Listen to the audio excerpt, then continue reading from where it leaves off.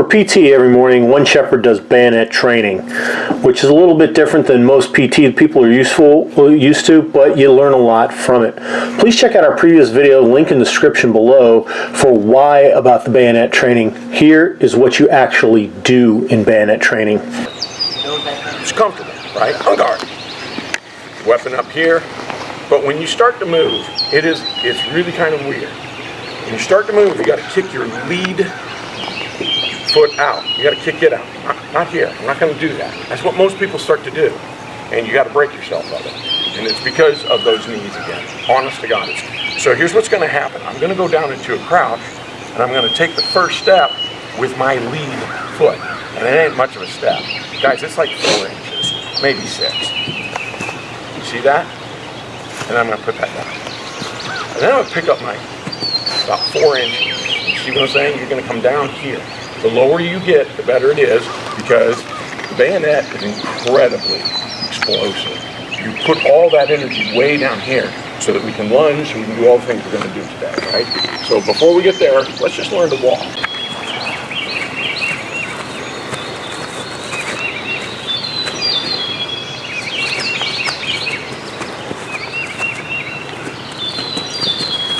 You can dance with it. It actually can move a little faster. Okay, so the next thing, that is the advance and the retreat. Simple enough. The next one is the attack. In the footwork, this is called the lunge. It's also called the attack when put together with the blade, okay? And all it is simply this. I'm on guard, and then I'm going to kick this foot forward dynamically, and I'm going to straighten this leg. And it looks a little weird, but I'll explain it in a minute. Here we go. This is the attack. Good. And what I've done is I've thrust my bayonet forward, and people think that's where the power comes from. Guys, unless you're just, deadlifting, whatever, 600 pounds over your head, our arms are spindly as humans. This is where you get the power, right here. This is the thrust forward. I'm simply locking this arm and then holding in tight that butt into the buttstock into my chest. But this is the power. So let's see that again. It goes lunge or the attack. Just that simple. But you got to straighten this back leg and anchor that heel. Okay? And then when I recover from it, we always recover forward. It's just a way to cover quickly the distance between you and I. We're over here, and if I want to get, when we're dancing around, I want to get closer to you. I simply do this dynamic hop. And again, you're going to see why power comes here. I'm not trying to go up, I'm trying to go forward, but it's simply this. See that? That's a ballestra. Okay? And yes, there are double ballestras. You can, I do a ballestra, hop, hop. Just goes like this. Ballestra. I come in. And the cool thing is when I land just exactly as I need to be. Right? So it's just kind of a goofy little hop called the ballestra. And the cool thing is you can go immediately into, we can close the distance, and I can go immediately into an attack. It is pretty simple. Simply where we have to go. Right? Okay, I'm going to teach you the flushe next, and then we're going to go back and drill a few more. So the flushe is an all-out, it's just a charge. It's just what it means. Flushe, it's charge. So it looks just like you think it does. Someone will go. Generally, there's someone says, or you take it upon your own initiative, oh crap, I got to close distance quickly and just get that guy. It may be. My buddy is fighting, the bad guy, 2 different uniforms, and the bad guy is winning, and I'm standing back here for whatever reason, and I can see bad guy's winning, going to create a hole in my line. I can just do the flushe. And the flushe is literally just to, again, announce my attack by straightening out my bayonet and running right at it. Okay, so it looks like this. Okay, I'm down here on guard, flushe. Announce my attack, and I go. Kicking off from here, I just go, whoa! That's all there is to it.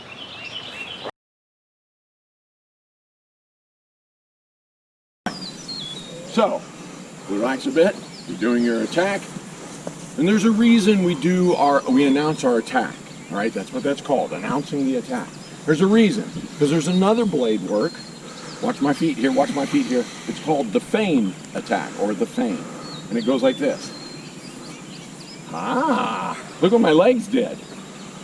Check that out again, real quick. And this is why it's very important that you do that first, because that's also the feign. And the feign is, just as it sounds, you're just trying to get your opponent to react to you. And there's lots of reasons why. So you want to convince them. If I'm up here already and I've got my arm and I'm moving around and I'm advancing and then I want to feign, pokey, pokey, pokey. I mean, how do I really convince them? So the way you convince them is, whoop. And, the bayonet coming at them goes, yeah, okay? Right. Okay, so the next move, let's build something on there. Something called a coupe and a disengage. The coupe is a cut across. I think that's literally what it means, a cut, a coupe. And then there is the disengage, which is a cut below. So if I can get you, just as a demonstrator, can you come over here? Sure. And then face off with me, and then do either way. If I feign, you can just stand there. The disengage is this. I just come under his weapon. That's all a disengage is. This is it. This is a whole disengage. But I don't disengage from here. I have to disengage from here. Got it? That's a disengage. Well, whatever could be a coupe the other way. Okay. I'm doing up the top. Coupe. Disengage.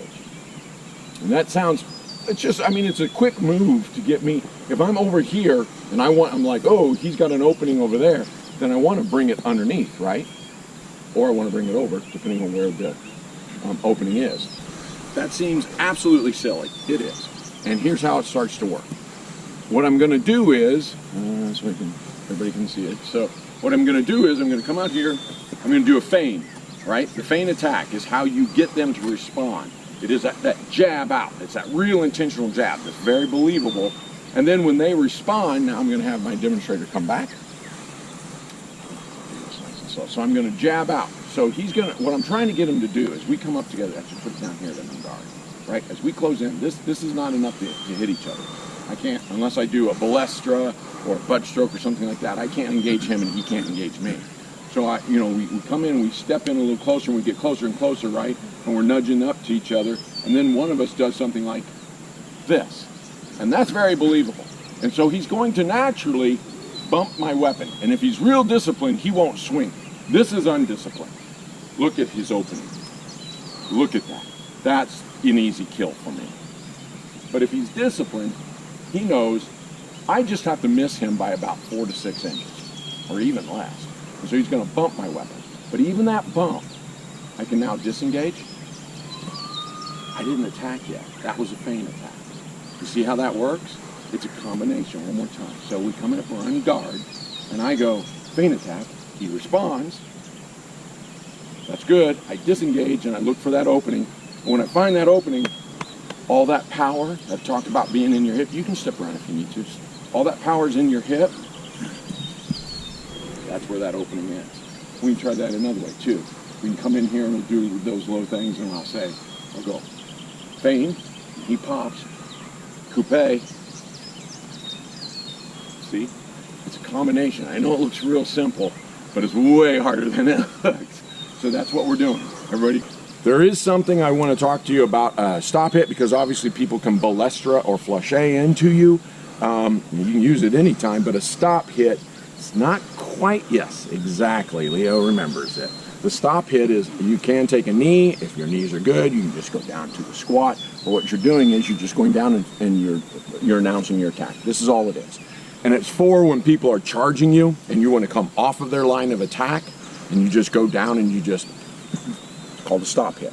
Okay. It's like responsive. Yeah, to a flashe, BALLESTRA, even it's just a very dynamic attack. When you see it's coming and you're like, ah, crap. You come down here to get a low angle of attack, right? I get below his weapon. And the other thing is to actually brace yourself. You just brace yourself. Often when the two hit like that, they both usually go toppling. But anyway, so yeah, it's called a stop hit. That's the offensive. There is defensive with your weapon as well. So we're going to just show you a few of those. They are there's four types of parries, multiple types of blocks. Oh, 2 types of blocks. Okay, so the 4 types of parries are just what you think. When you parry is what we were talking about. It's that tap out. This is the high parry. That's it. I just pushed that weapon out a bit. Remember, when that bayonet's coming in, it's just got to miss me here. So I try to blade my body as much as I can, right? So I'm like this, and it comes in, I just tap it out. Pop it out, and I come right back. Pop it out and come right back online, right? Just like this. Pop, and bring it back. Pop, bring it back, okay? And you do it this way. A little exaggerating there. I don't even need to go that far, but it's bring it back. And that's your high parry. You have a high left and a high left and a high right. Got it? All right, let's try. Then you have a low parry. And the low parry's just a bit more movement is what it is, but it's this. I'll go back out here so you can see it. It's a J hook. It's a downward J hook, and I can do it either way. You can do a left or a right. So I'm here, and when someone's coming in like a stop hit or anything coming below my weapon, right? When something's coming below my line of attack, then I can simply pop that. That's all I'm doing. Going down, and actually it's a bit of a J. And then I come right back. That's my parry right. Now parry left. Okay. Okay. Relax, relax. Okay, got that? Those are your 4 types of parries. You got 2 types of blocks. Because as you're going to learn here in a minute, there is such thing as butt strokes involved. You got the high block, it's literally just to go like this. Oh, that's all there is to it. Again, it's just to bring this out and bring that up. In case someone's trying to cleave your head with their butt stock. Okay, it's just a high block. And the low block looks very much like it. And that's really it. High block, low block. Let's try it. Thanks. There's something I'm reticent to teach you, and it is the push-off. I hate the push-off because people use it. I hate teaching it because it's a defensive maneuver, and people will use it as an offensive maneuver. And I just want to hit that. No, it's not offense. It's just what you just saw. It's grabbing your weapon, and I don't care. It can be at an angle, it can be like this, it can be here. It's wherever you get the power, it's to push the bastard off of you. Sometimes when you're clashing in, you guys just stop. You're like this, you're like, get off me, get off me. You see what I'm saying? And you just got to push off. But I hate teaching that because here's what people do. They, on guard, and then they come in and they do this. And I'm like, that is not bayonet fighting, guys. That's an American Gladiator. Oh, right, duh. Butt stroke. So I got to teach you these. All right, so here's your butt stroke. Got it's the low butt stroke. It's a low butt stroke and a high butt stroke. And the butt stroke is swinging out. So this one's a really unique maneuver because it does involve your feet too. It is, exactly. I'm going to pull around and that's the low butt stroke. I'm going to step forward and go for the pelvic or the knee, right? And there's a really cool thing. Demonstrate your first. Unguard. Yeah. So we're so far away out here, right? One of the ways I can close the distance, probably wouldn't unless I was on this side, just this side is to go for his pelvic or his knee. And when you, I'm going to be doing this way slower than that. Anyway, when you do that, I'm simply pushing this way, and I'm coming in to hit that knee, hit that pelvic. And the cool thing is, if I miss it, that's all right, because we can hook it, right? So, well, I better hook it like this, though. I don't want your bayonet to get me. But you can hook it. You can always realize that that's an option, and we go for it. It's kind of a big-ass maneuver, and there's tells as you shift your weight. A good pugilist is going to know that. They're going to see you shifting your weight, and they'll probably be ready for it. The high butt stroke first. Butt stroke! Hook, and then come back.